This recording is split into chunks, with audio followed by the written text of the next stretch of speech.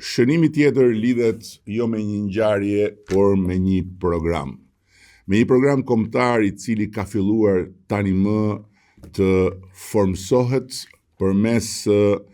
një numri mbreslënës interesimesh dhe aplikimesh në radh parë nga vëllezërit dhe motrat tona jashtë Shqipërisë që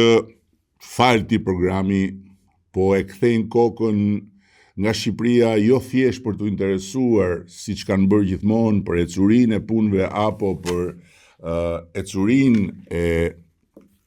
jetës në familjet e tyre, por për të investuar kursimet e tyre. Paketa e maleve po hap një rrugë të re në zhvillimin rural dhe po krijon premisat për një vlerë të shtuar, për një motor të ri në industrinë e turizmit ton, duke i dhënë maleve, duke i dhënë Shqipërisë malore një përmas të re. Përmes kthimit të tokës dhe të shtëpive të gjyshërve në instrumenta të zhvillimit dhe në mundësi të reja reale për të krijuar sipërmarrje dhe për të krijuar të ardhura pa diskutim më të larta se sa ato që mund të krijohen duke punuar për tjerët jashtë vendit. Procesi është bërë i thjeshtë, është bërë i aksesueshëm,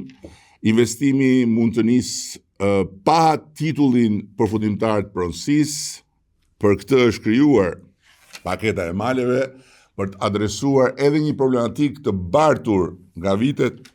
në territore të mrekullueshme ku pronarët legjitim nuk gëzojnë titullin e pronësisë sepse nuk e kanë pranuar ligjin 7501 dhe ndërkohë nuk kanë konflikte mes tyre. Dhe përmes investimit ata do të mund të sigurohen se në fund procesit ku do të kenë edhe lehtësira domethënëse fiskale, për shembull 500 parët që do të marrin lejen për të filluar punën, do të përjashtohen për 10 vjet nga taksat, ata do të kenë edhe titullin e pronësisë. Kështu që për gjithë ata që më dëgjojnë dhe që janë të interesuar apo janë të dyzuar apo janë dyshues, provoni paketën e maleve. Provoni paketën e maleve dhe është pak po e sigurt që në rast se do të hapni derën e shtëpisë së vjetër të gjyshit dhe do të rindisni oxhakun në atë shtëpi apo do të krijoni një fermë të vogël, një pikë agropërpunimi diku në një tokë që është larg territoreve të qyteteve,